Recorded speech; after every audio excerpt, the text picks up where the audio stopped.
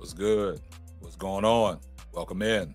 Welcome into another episode of the Simply Ball Dropping Podcast, coming to you via the YouTube airways. I'm your host and the man behind the mic, K Sap. And today, man, we got an interesting show lined up for you guys. But when you come across this video, make sure you like, comment, subscribe. Make sure you got your post notifications on so you know every time Simply Ball Dropping drops another hot banger. And if this is your first time coming across the channel and you're new to the platform, do me a favor, hit the subscribe button, post your comments, share the video out, make sure you give it a thumbs up. I see everybody in the comments section, hashtag salute. And you know what my mantra is. Tell a friend to tell a friend. It might not be for you, but it might be for them.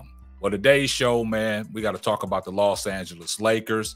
I've been covering the Los Angeles Lakers over the last couple days. Right now, the Los Angeles Lakers are trending. They're trending in the wrong direction, but it's a hot topic right now because right now, Darvin Ham is on the hot seat. A lot of people are questioning Darvin Ham's coaching ability. A lot of people are frustrated with his rotations. A lot of people are frustrated with his lineups. Now, you got a lineup that you're trying to be defensively, but your offensive output in the first quarter is last in the NBA. You got two guys out there that are really the same person in Taurean Prince and Cam Reddish. Last night's game was a very telltale sign that your two starters gave you 0 points between the both of them. Taurean Prince was 0 for 5 from three-point land, 0 for 6 from the two-point land, so he shot 0 from 11 from the field with 0 points in 33 minutes. Cam Reddish played 27 minutes. He took 1 shot, and he had 0 points. They inserted Austin Reeves back in the starting lineup, and Austin Reeves, put up 24. He had 8 assists and 5 rebounds. Anthony Davis had another monster night, 29 and 17, 5 blocks. LeBron had a pedestrian night, one of the worst games he's played all season with 12 points. But I'm looking at the body language. I'm looking at the body language of LeBron James and the rest of the troops. And that is a telltale sign that I think they have checked out on Darvin Ham. There's reports out there that Darvin Ham has lost control of the locker room. Guys are not believing in his system. He doesn't make no adjustments. And last night, Eric Spoelstra out-coached him, and he didn't even have Jimmy Butler. Jimmy Jaquez Jr., Hemi Jaquez Jr., whatever his name is, actually did well and played well against the Lakers. And that was a lineup that Spoelstra threw out there against the Clippers, and the Clippers lost. I mean, in the Miami lost to the Clippers. So now trade rumors are out there. D'Lo is hurt right now. Rui Hachimura is hurt. But there's trade rumors out there that the Lakers want Zach LaVine. Now, does Zach LaVine move the needle for the Lakers? I don't really think he moves the needle, but he will be that consistent third scorer. Now, Zach will make the team a little bit better, but I just don't think that Zach is the piece that they need. They need some guys that can knock down shots. There's reports out there that they trying to strike a deal with Atlanta and DeJounte Murray. But there's other pieces out there that you can get from Brooklyn that will be a real good asset for the Lakers team, 3-and-D guys like Dorian Finney-Smith and Royce O'Neal. But the Lakers still lack a point guard unless you're going to move LeBron James to the point guard, because if you trade D'Lo to Chicago to get Zach LaVine, that package is going to look like D'Lo, I think Max Christie, Rui Hachimura, and a first-round pick just to get Zach LaVine. But you got to get more than Zach LaVine if you're going to do a deal with Chicago.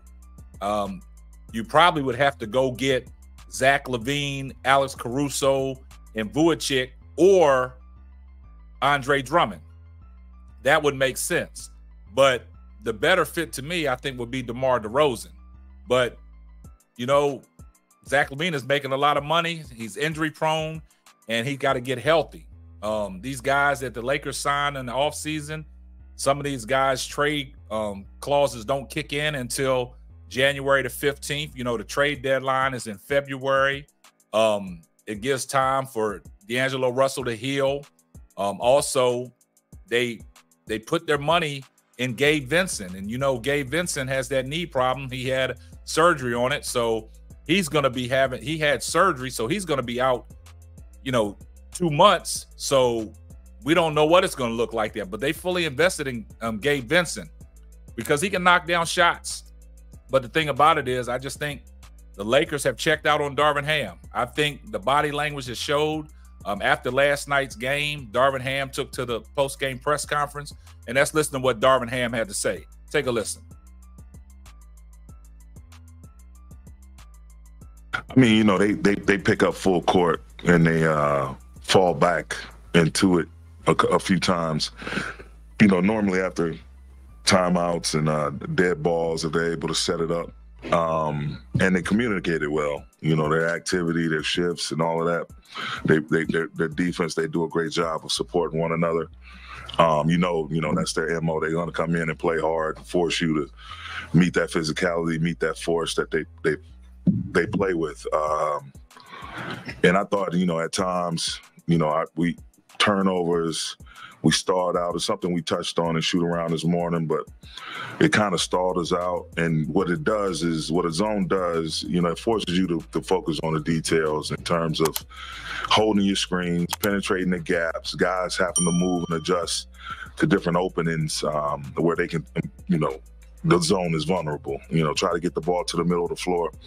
You know, there's too many times I thought we're standing straight up with the ball over our heads instead of being in the three-point stands, you know, forcing them to get down in the stands so we can open up some passing lanes, or even quickly making a quick decision to penetrate the gaps once the basketball was swung. But, you know, we'll look at the film, definitely try to get better from it.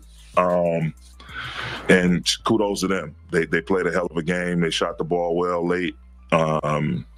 Put a lot of pressure on us, and, you know, we had some moments, but couldn't quite overcome the situation. Well, you heard what Darvin Ham had to say. Now, the thing I take of that is Darvin Ham in his post-game press conferences, he always says things that he wants to see better and that he's going to do. But I don't think that the message that he's getting across to the Los Angeles Lakers, they're not taking it. Guys are frustrated because they're in and out of the lineup. Inconsistent lineups. And like Anthony Davis said, we got to stop using the injuries as an excuse. And the thing about it is, the thing that Anthony Davis really has been doing, he has been living up to his end of the bargain. But like Anthony Davis said, with some of the lineups, it's not an excuse, because the personnel that you have, you still should be winning games, man. And last night, LeBron James skipped out on his post-game press conference. If you go to the game before that, when they played Minnesota and New Orleans, LeBron was totally frustrated. You know what I'm saying? And he wasn't using no excuses. But at the same time, last night, he skipped out on the post-game press conference. But the trade rumors are out there. They said the locker room is in turmoil. Darvin Ham is on a hot seat. Change could be coming soon. I know that you don't just fire a coach mid-season and think everything's going to be well, but I look back to the situation when LeBron was in Cleveland, when they fired David Blatt, and he had a winning record in the middle of the season. They fired David Blatt when Cleveland was set number 3 in the East, and they fired David Blatt and brought T. Lue in there. And I remember Shumpert on a podcast stating that the first day of practice, T. Lue came in and said, "You guys are out of shape," and they ran the whole practice. You got to be able to get up and down the court in the NBA with these young guns now, man. These young guys, they're lively, they up and down the court, and, you know, transition points is key. But the thing about it is, Darvin Ham does not make no adjustments, and this is what these players are complaining about.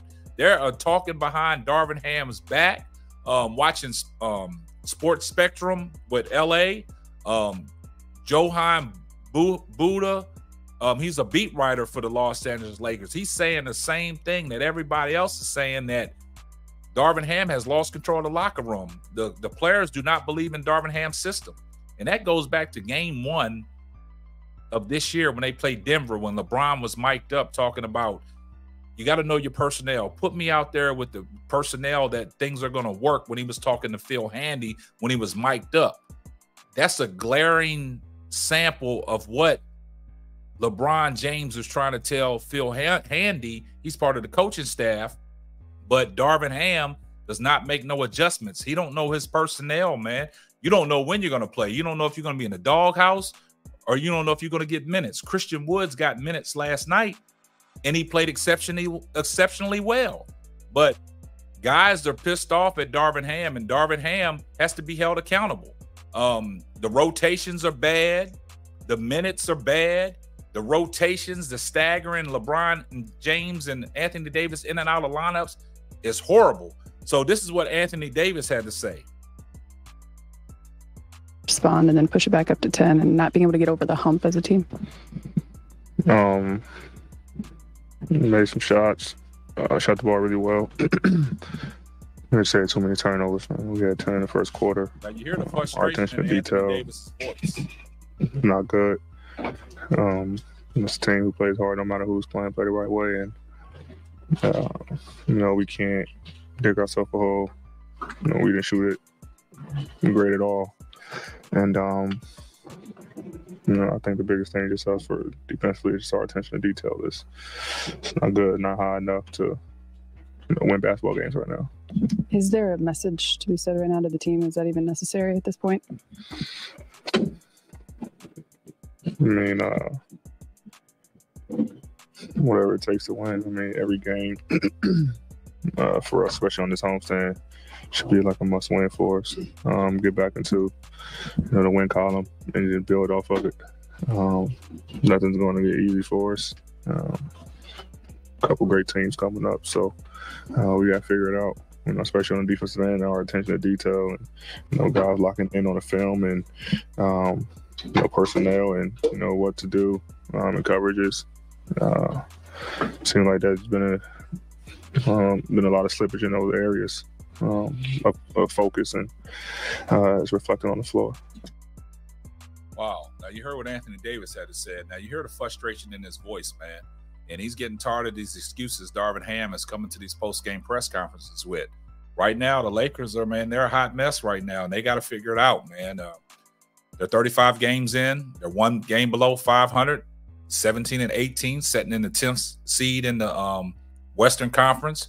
2 games out from being in the 6th seed, but 1 game out from being in the 11th seed. So they're going to find themselves on the outside looking in, man, playing catch up like they did last year. So I think change is coming. Darvin Ham, don't get too comfortable because your job is on the line. If I was Rob Pelinka, Jeannie Buss, the Rambuses, man, you got to look in the Darvin Ham. You got to look in the coaching, man. Darvin Ham got to make some kind of adjustments. He got to learn how to coach the group that he got, because if you look at these guys on paper, it looks like the Lakers have enough to compete in the Western Conference.